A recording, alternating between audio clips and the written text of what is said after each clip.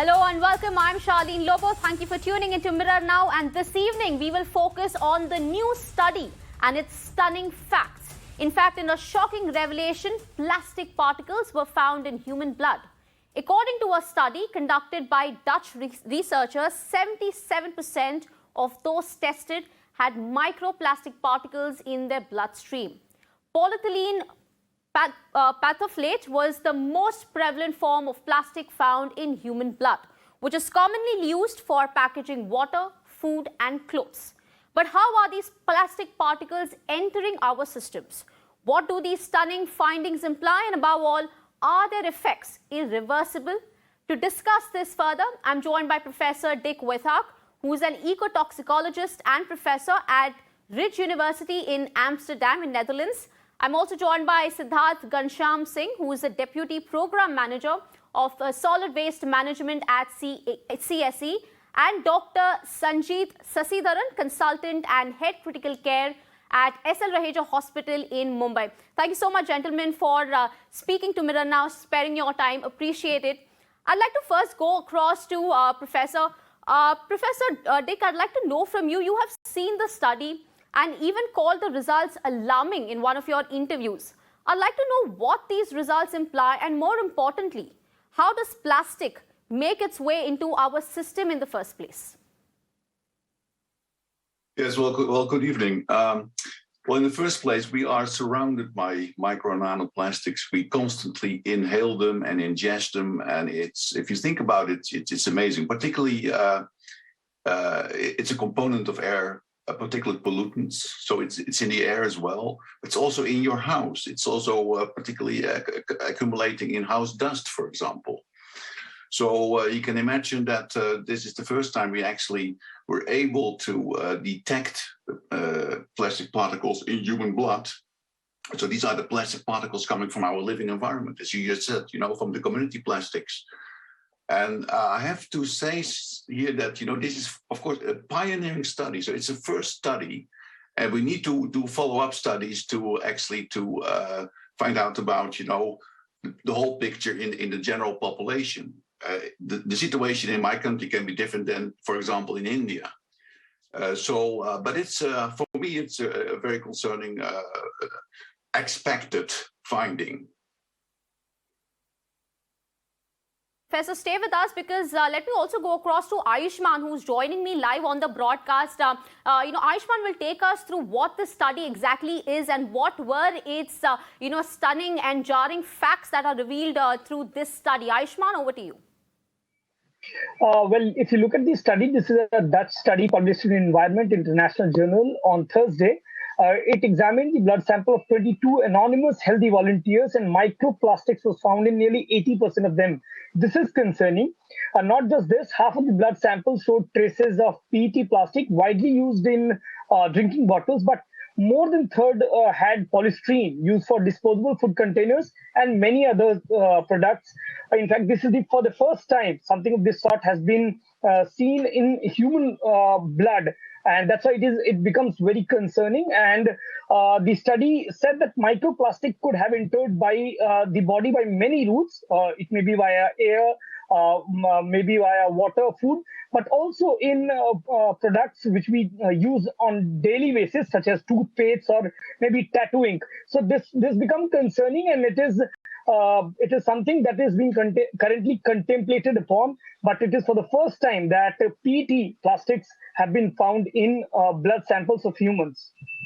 That's right, Ayushman. In fact, based on these findings, I'd like to take my next question to Dr. Sanjeet, who's also joining me on the broadcast. Doctor, the study only goes to show our increased dependency on plastic. I'd like to know from you, what is the effect that plastic can have on our health now that we are inhaling and ingesting its particles? I think it's fair to say that the potential risk is definitely high, and if you were to talk about it, it may cause, and this is all from animal studies, which actually says that this may actually cause an oxidative stress. Now, oxidative stress is an extremely crucial role in development and perpetuation of inflammation. That is what oxidative stress does. It can contribute to the development of many debilitating illnesses like cardiovascular diseases, diabetes, cancer, and neurodegenerative processes. diseases. Inflammation, you must remember, is a kind of adaptive response to a danger. So it should not come de novo, and this would probably make it come de novo. It may also cause DNA damage. These airborne particles, as Professor said, can pollute the atmosphere and then get inhaled and cause cancers. And plastics, you remember, are very, very biopersistent. They don't degrade. They may travel, they may translocate, and bacteria can easily live on these plastics, and it might move from places to places.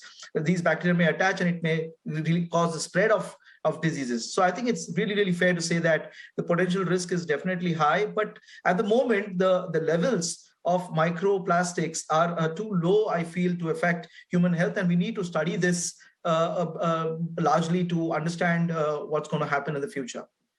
That's right, Doctor. In fact, let me also take the same question across to Siddharth, who's also joining me on the broadcast. Well, Siddharth, we're practically living in, a forest made of bricks and plastic. Now, we've seen over time plastic have, they've sort of created and they've had and damaged marine life, marine wealth. Several species, marine species, are on the brink of extinction because of plastic, because of, irresponsible waste management by the entire human race. But now that, plastic particles have entered our human systems, is this enough of an alarm bell for humans to wake up and, take it seriously and actually do something, at the individual level in their household? Yeah, I definitely think that the results of the study definitely are alarming, as Dr. Dick pointed out, and I think this will definitely help citizens, regular consumers who rely very heavily on plastics, to kind of rethink the way that we are consuming our products. So and with UNIA passing a resolution to come up with an agreement or a framework by the year 2024, I think at least we've taken the step in the right direction. But these studies like these are basically eye openers, because we are constantly being fed plastic, right? Because the reason why I'm using the word fed is because a regular individual on an average in a week is consuming 5 grams of plastic, ingesting 5 grams of plastic, right? That is some study that has been there. It's not something that is new. It has been there for quite some time now. But this again, this study basically takes it a step further and basically reiterates on the point of why we need to, take this commodity of plastic, a wonder substance, no doubt, but also, the repercussions of not managing it properly are something that we are seeing through the results of the study. So. Right, Siddharth. In fact, let me go across to Professor Dick, who's still with me. Professor, so this essentially is a Dutch study. But when it comes to the entire world, by and large, do you think this research could be considered as, a universal data? Do you think we could expect similar results if, if you have the similar research being done on, say, India or any other country? Or does this, does it vary from country to country? Well, I can understand your question very well, but I would like to say, that this, of course, this is a first study, it's a pioneering study. So with 22 donors, and we have to extend the sample size. That is, first of all, what we have to do. We also targeted only 5 polymer types. So this is very indicative, but we need to extend the number of polymer types as well in this analysis. And of course, then we need to know where these plastic particles move. We know that they can bring it to all parts of the body. But we need to find out if they, for example, can cross the blood-brain barrier, if they are able to reach the placenta, and also if they are retained in the body. It's very likely that a fraction of these particles are excreted, for example, through the bile or to the urine. So we really have to find out, do they accumulate in our body? I think this is the key question.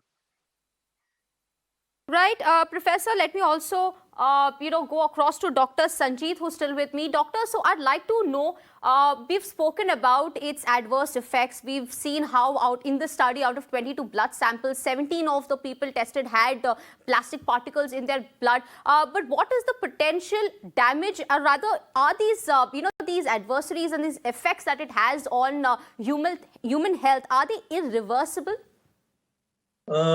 See, largely we have a lot of knowledge gap on what is going to happen if these plastics are going to be ingested. We do not know the exposure concentration that might lead to effects. What are the adsorbed contaminants? What are the particulate properties? Which tissues are susceptible? As of now, these things in human subjects are not very, very clear. So at this moment, it's not right to make assumptions that it would be extremely dangerous for a human epithelium or a human tissue for that matter. We still have some knowledge gaps to understand nanoparticles and microparticles of plastics here. Right.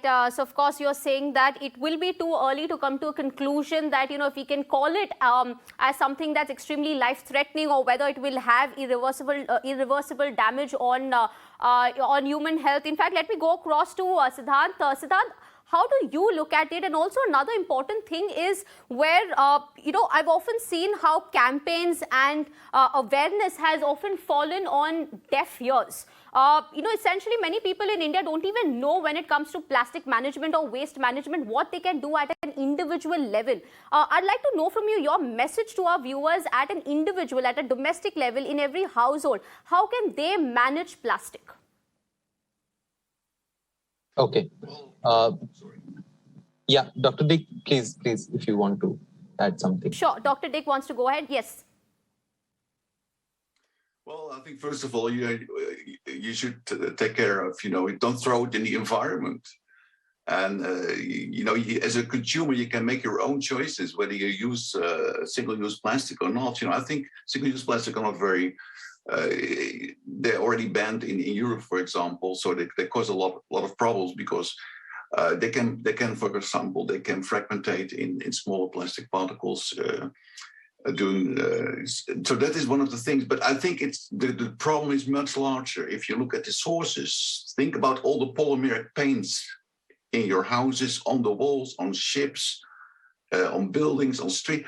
These also fragmentate in very small particles in time. So yes, and we have also the textile fibers from the clothes, etc., etc. So there are several. In fact, there are many sources you need to tackle to make sense here. But again, don't throw anything in the environment. Be conscious. Try to change your behavior. And it seems that particularly young kids and babies in early life seem to be more vulnerable to these exposures to chemicals and particles. So be aware of that. Ventilate your house, for example. This could be a good thing already to start with. Right, Professor Dick, so you did indicate that lifestyle is a major problem here, especially among the youth, where they are so dependent on plastic. What is your suggestion to the people who are watching our channel? How can they reduce their dependency on plastic? How can they perhaps step by step change their lifestyle in order to ensure that they do not inhale and ingest plastic particles? I would just want to add here. Obviously, we as consumers have responsibility to consume less and the rest of it. But we are also at a stage where every environmental act in any nation across the globe is one of the principles that our environmental laws are based on is the principle of polluter pays, right? That polluter also obviously consumer is a polluter because we are also contributing to, the entire value chain and the movement of plastic. But the polluter is also these giant companies, right? Who are pushing out a lot of plastic. In fact, if you ever get a chance, Dr. Dick, to come down to India, you will see that every other commodity that we buy, from rice to toothpaste, or even for that matter, a very small utility that we may use in our daily lives, all of them come in packaged in plastic, right?